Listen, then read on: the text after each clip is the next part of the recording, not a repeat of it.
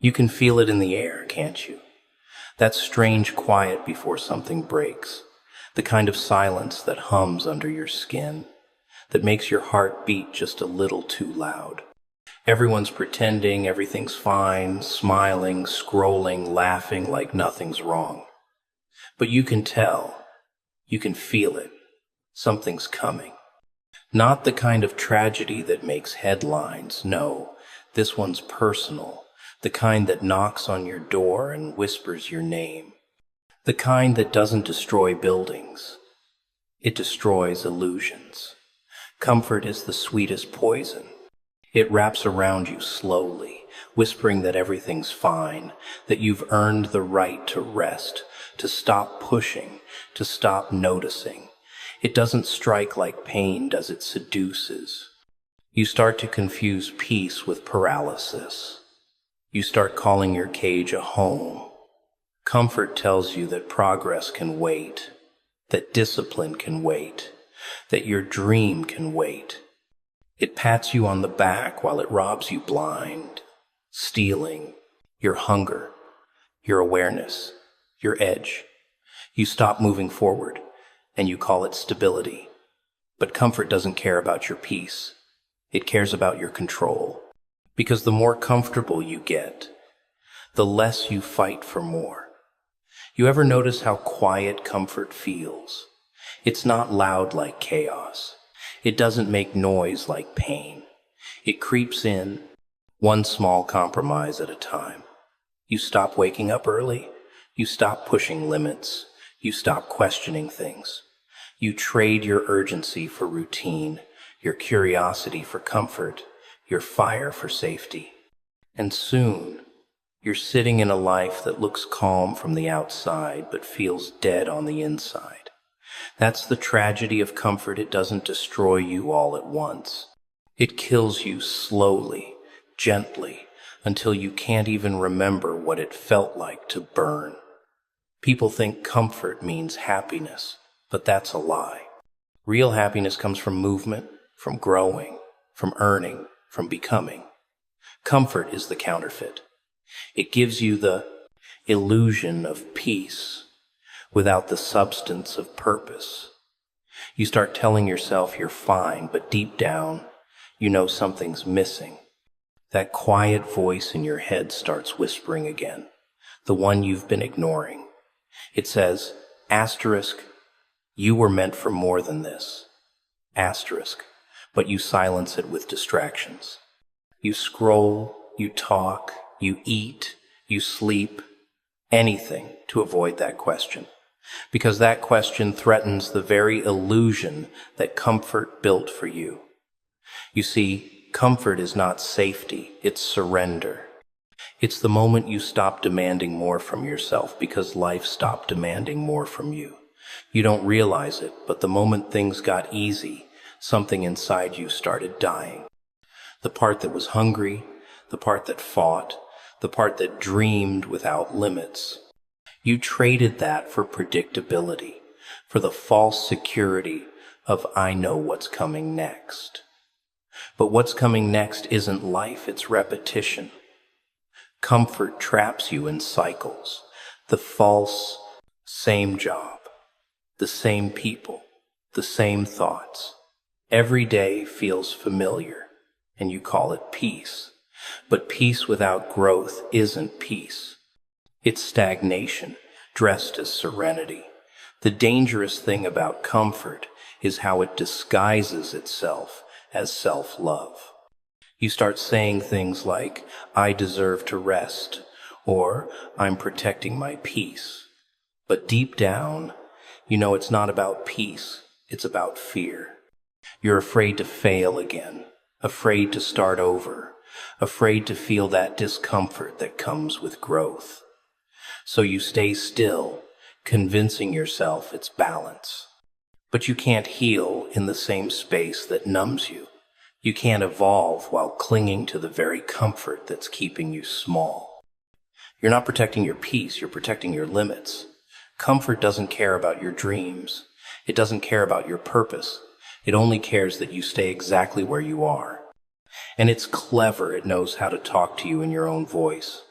It says, you're doing enough when you're not. It says, you're fine where you are when you're drowning. It says, be grateful when gratitude becomes your excuse for not changing. It makes mediocrity sound noble.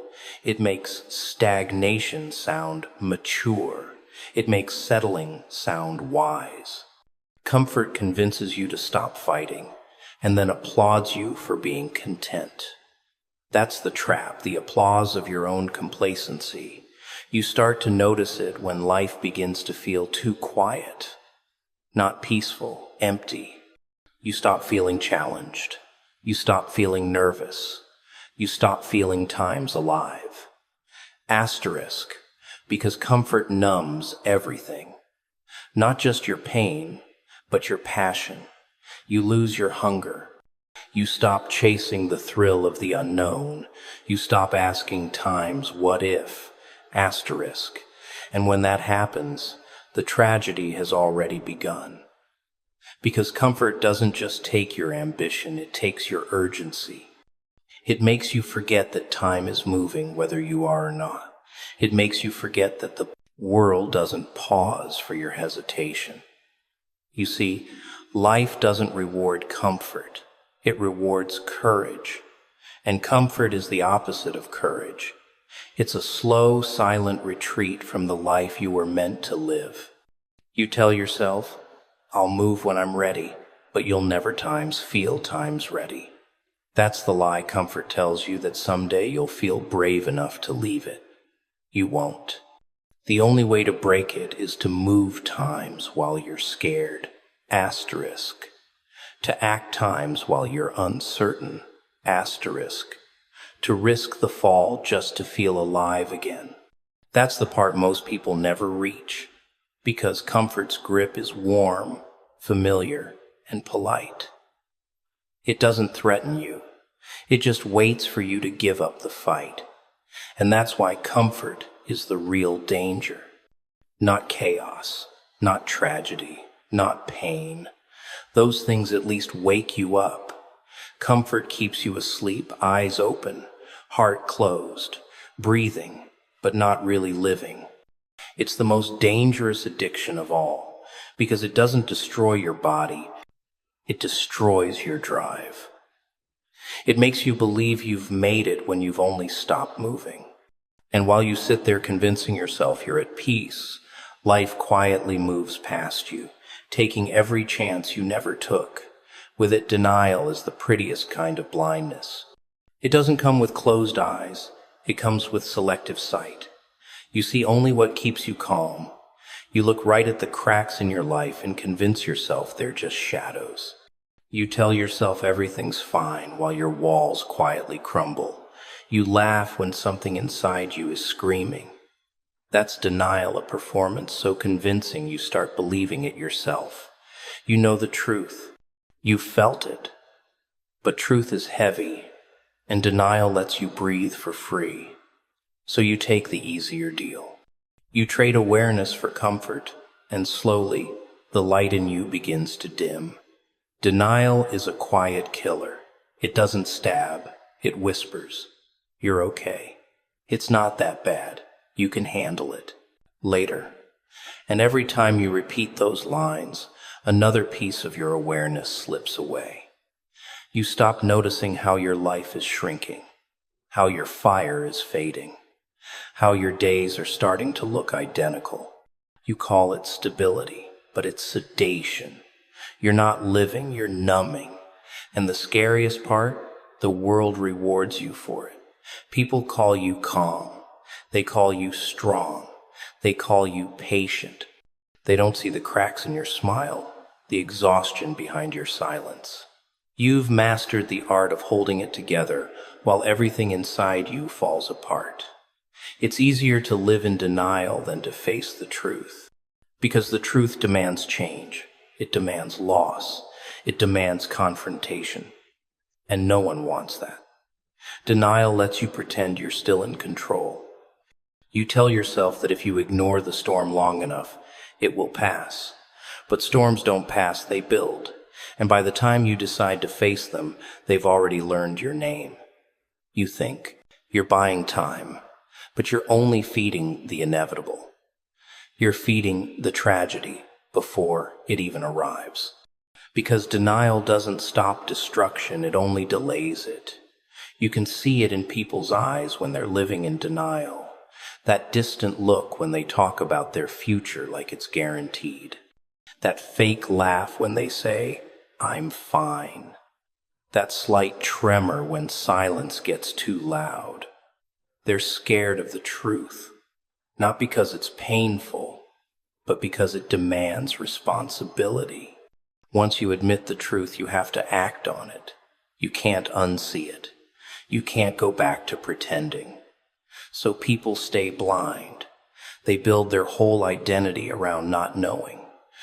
And the longer they stay in denial, the more fragile their world becomes.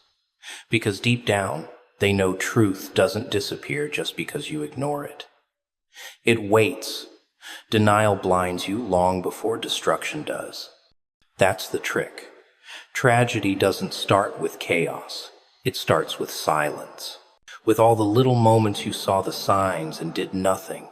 When your gut screamed and you laughed it off. When your instincts begged you to move and you said, "Not yet."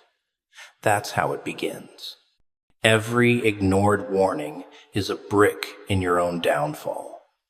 You think you're protecting yourself by not facing it, but you're only giving it room to grow.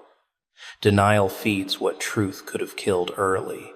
By the time you wake up, it's already too late to prevent. All you can do is survive.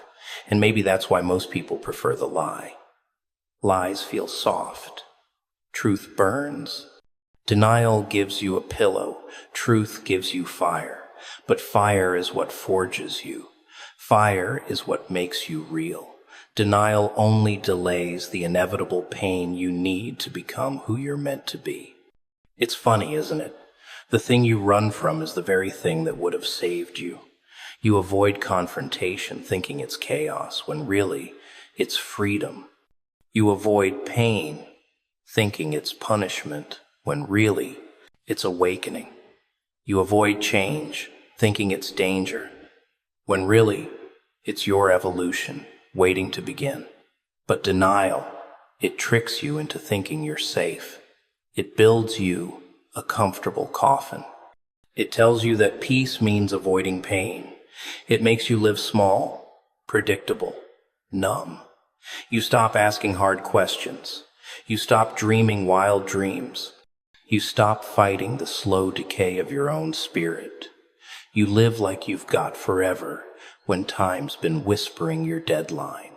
You think you're in control because everything looks calm, but that's the calm of a bomb before it detonates. Denial doesn't protect you from tragedy. It prepares you for it by keeping you blind until it hits. You ever notice how truth doesn't chase you? It just waits. It doesn't argue. It doesn't scream. It knows you'll come back, broken, tired, begging for what you once avoided. Because denial is exhausting. Keeping up the lie drains more energy than facing the truth ever could. And when it all finally collapses, when the job, the relationship, the illusion falls apart, that's not the tragedy. The tragedy is that you saw it coming and chose not to act. You mistook denial for hope and hope for control. But real control isn't about pretending the storm isn't coming. It's about preparing for it while everyone else still calls the sky clear. Denial gives you temporary peace but permanent regret. It's the art of staying blind until the darkness no longer hides what's coming. You think you're safe because nothing's falling apart yet, but nothing stays still forever. The truth doesn't need your permission to arrive. It comes when it's ready, and it doesn't knock, it breaks the door. And by then, the warning signs you ignored become the debris you have to crawl through. That's what denial does. It buys you calm while it builds your collapse behind the curtain. It makes you comfortable while the clock runs out. You don't see the tragedy. They're coming because you convinced yourself it couldn't happen to you. Tragedy doesn't come to destroy you. It comes to expose what you've been pretending to be. It peels away the layers you built to survive, the masks you glued to your face, the lies you told yourself to make it through the day. Everyone talks about how pain breaks people, but what it really does is reveal them. It shows you who you are when the act falls apart, when there's nothing left to hide behind, nothing left to impress, no audience left to applaud. That's when you meet yourself, the version that doesn't care about appearances, the one that bleeds honesty instead of words. And that version, the raw one, is the real you. Pretending is easy when life is calm. You can fake confidence, fake happiness, fake control. You can wear success like armor, hide behind smiles that don't reach your eyes, tell stories that sound better than your truth. But tragedy strips all that away. It takes your stage, it cuts the lights, and it forces you to perform without a script. You can't lie to pain. Pain doesn't believe in your act. It sees straight through you to your fear, your regret, your truth. It doesn't ask who you pretend to be. It shows you who you've always been, beneath the noise. And that's why tragedy feels so violent, not because of what it takes, but because of what it reveals. People spend their whole lives building identities made of convenience. They become what's acceptable, not what's authentic. They say the right things, chase the right dreams, fit into boxes designed by people who never understood them. They call it life, but it's a disguise. And when tragedy comes, it tears the disguise apart. Suddenly, the job title doesn't matter. The approval, the attention, the status gone. You're left standing in the ruins, facing the one thing you avoided the most, yourself. And it's terrifying at first, because truth doesn't feel comforting when it's been buried too long. It feels like exposure. It feels like being caught. You realize how much of your world was built on illusion. The people you thought would stay disappear. The things you thought mattered turn to dust. The strength you thought you had dissolves when it's tested. Tragedy doesn't just break your life, it breaks your image of yourself. It makes you question everything, who you are, what you've done, what you've believed in. But in that questioning, something real starts to breathe. Because once the pretending dies, the truth begins to live. That's the strange mercy hidden inside the pain. It takes everything false from you until only what's real remains. You start to see things differently. The people who once impressed you don't anymore. The goals that once drove you lose their shine. You stop chasing validation because tragedy teaches you what truly matters. Survival, honesty, peace. You stop caring how things look and start caring how things feel. You realize how much of your life was performative, how much of your energy was spent maintaining an image you never even liked. And now, stripped of all that, you feel something you haven't in years, clarity. The kind that burns, but purifies. The kind that doesn't flatter you, but frees you. Tragedy forces honesty out of you. You can't fake strength when you're broken. You can't fake control when everything's falling apart. It makes you speak the truth you never dared to before. It makes you admit things you buried. You say things like, "I'm not okay," and "I'm scared." And for the first time, those words don't sound weak, they sound real. Because there's power in facing yourself without disguise. There's power in saying, "This is me," even when it's messy, even when it's shattered. That's where transformation begins, not in perfection, but in exposure. You start to understand why things had to break. The pretending had gone too deep. You were too good at faking it, too addicted to your own illusion. Life had to tear it all down to save you from yourself. That's what tragedy does. It interrupts the performance. It walks right into your script and rewrites it in blood, in tears, in truth. It's not cruelty, it's correction. Because if nothing ever broke you, you'd never stop pretending. You'd stay asleep in your comfort, blind to who you could be if you just faced the truth. And when it's all stripped away, when the roles, the routines, the false smiles are gone, what's left is terrifying but pure. You start moving differently. You stop talking to fill silence. You stop chasing what doesn't feel right. You stop trying to impress ghosts. You start craving peace over attention. You stop performing and start existing. And you realize that tragedy didn't ruin you, it revealed you. It showed you the real weight of your own soul, the one you hid behind all the noise. It's ironic, isn't it? The very thing you thought would end you was the thing that finally made you real.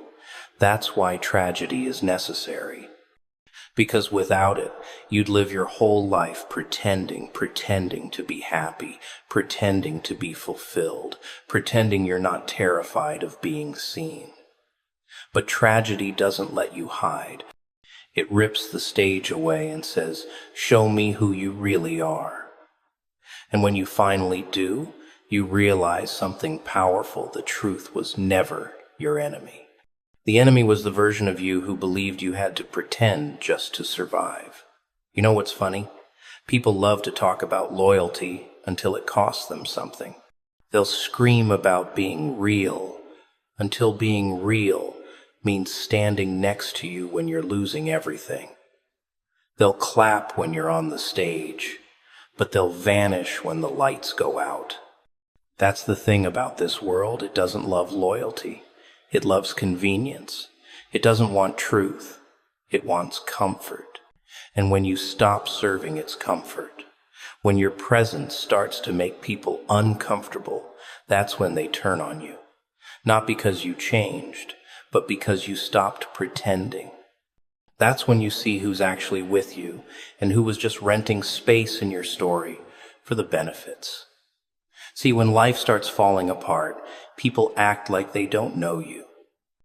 They walk past like your name never lived in their mouth. They forget the laughs, the promises, the late nights when you help them breathe again. Suddenly, you're invisible. And that's the moment you realize loyalty was never about words, it was about weather. It's easy to be loyal when the sun's shining, when everything's good, but wait until the storm hits. Wait until you're bleeding, broken, misunderstood. That's when loyalty gets tested. That's when faces start to fade, when people you swore would never leave start disappearing one by one, like ghosts leaving a burning house. Not because they hate you, but because the fire exposes what they really are. People think loyalty is a bond. It's not. It's a mirror. It reflects the truth about who someone is, not what they say. Anyone can smile with you when you're winning. Anyone can post about love and friendship when everything's easy. But loyalty, real loyalty, is quiet, inconvenient, and often lonely. It shows up in the dark when nobody's watching. It doesn't care about applause, doesn't demand recognition, doesn't expect repayment. It's not glamorous. It's gritty. It's uncomfortable. It means standing beside someone when standing beside them could ruin your reputation. It means keeping their name safe even when yours is being dragged through mud. That's the kind of loyalty that scares people because it demands courage, not comfort. You'll learn that betrayal doesn't always come from enemies. It comes from the ones who said, "I'd never." The ones who swore they'd stay. The ones who smiled the widest when you were up and watched silently when you started to fall. They don't stab you in the back, they drain you slowly, with silence, with absence, with excuses dressed as reasons. They'll tell themselves they didn't mean to hurt you, But loyalty isn't about intentions, it's about choices. They chose not to show up. They chose to look away. And that's the truth most people can't handle. Because if they admitted that, they'd have to face how fragile their own loyalty really is. But here's the strange part, betrayal. It teaches you better than loyalty ever could. You start seeing patterns. You start noticing energy instead of words. You stop believing in promises and start watching behavior. You start realizing how expensive loyalty is and how few people can afford it. You begin to understand that not everyone who walks with you is walking times for times you. Some just walk beside you because the path is smooth. And the moment it gets rough, they vanish, pretending it was always meant to end that way. That's the nature of people. They'll rewrite the story to make themselves look loyal, even when they were the first to run. You can't beg people to stay loyal. You can't convince them to see your worth when their eyes are blind by comfort. Loyalty can't be taught. It can only be proven. And once you realize that, you stop expecting it from everyone. You stop giving all of yourself to people who give you fractions. You stop explaining your pain to people who were never planning to understand. You stop chasing ghosts and start guarding your energy. Because you learn that loyalty isn't about how many stand with you, it's about who's still there when everyone else walks away. It's ironic, isn't it? The same people who once said, "I'll never leave," are the first to close the door behind them. But don't hate them. They're teachers. They showed you who not to trust. They showed you how to love without dependency, how to stand without support. They stripped you of illusion. They made you stronger, colder, wiser. They taught you to trust silence more than promises. And in a way, you should thank them, because without betrayal, you'd still be surrounded by masks. You'd still be mistaking proximity for loyalty. You'd still be giving your heart to actors. Loyalty now, it looks different. It's not about grand gestures. It's about small consistencies. It's the person who checks in when you disappear. The one who defends you when you're not in the room. The one who doesn't need an audience to care. Those are the rare ones. The quiet ones. The ones who love without needing credit. You'll know them because they make you feel safe, not indebted. They remind you that loyalty isn't about blood or history, it's about spirit, about who stands with you when there's nothing left to gain. And once you find that, once you experience real loyalty, you stop settling for anything less. That's what the world doesn't tell you. Loyalty will cost you. It'll demand honesty, patience, and strength. It'll hurt because most won't match it. You'll give it freely and get silence in return. You'll protect people who wouldn't even text back. You'll bleed for people who wouldn't even stay. But that's the beauty in it. You'll learn that loyalty says more about you times than them.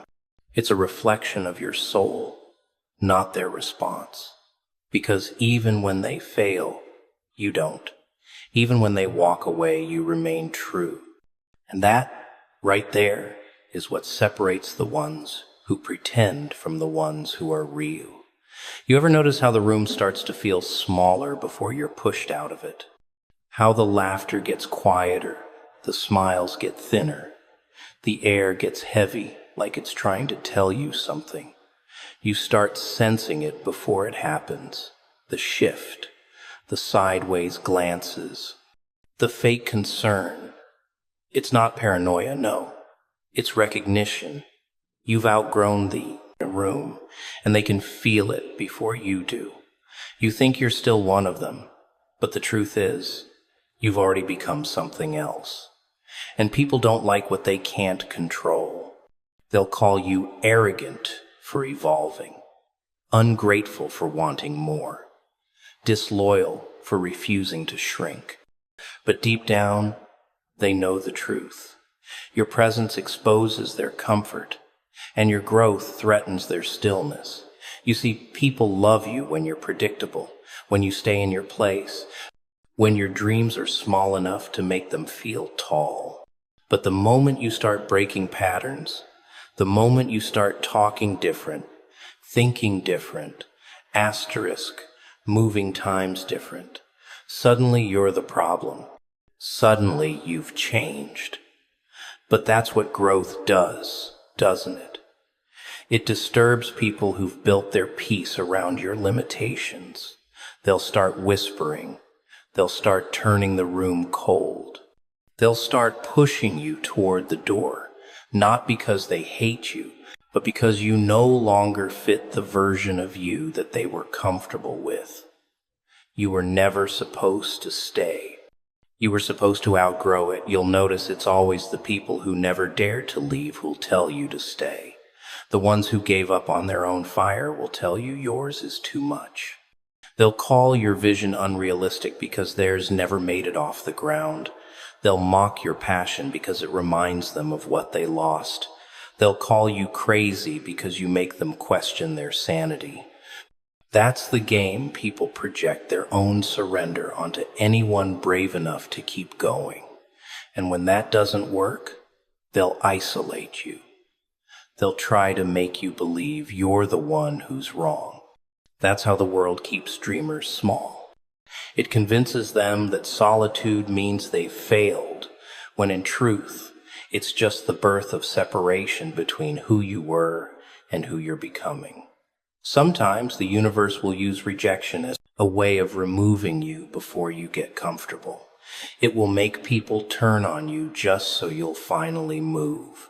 It will dry up the well so you stop drinking poison. It'll take away applause so you learn how to clap for yourself. You think being pushed out is punishment, but it's protection. It's alignment disguised as loss, because you would have never left on your own. You were too loyal to the wrong room, too afraid to walk into the unknown.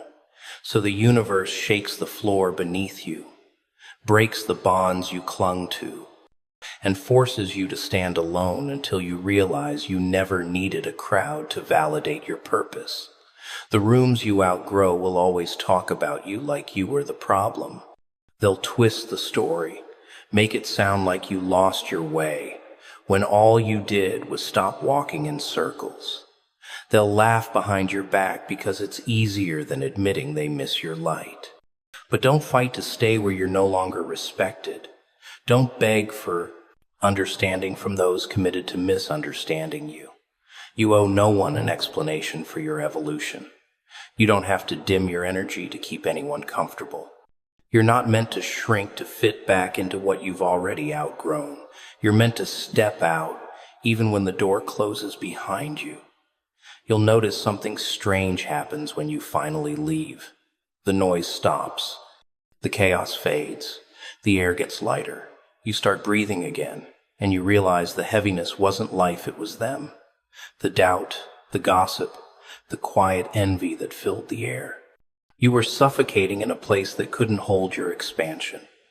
The silence that follows your exit isn't loneliness, it's freedom.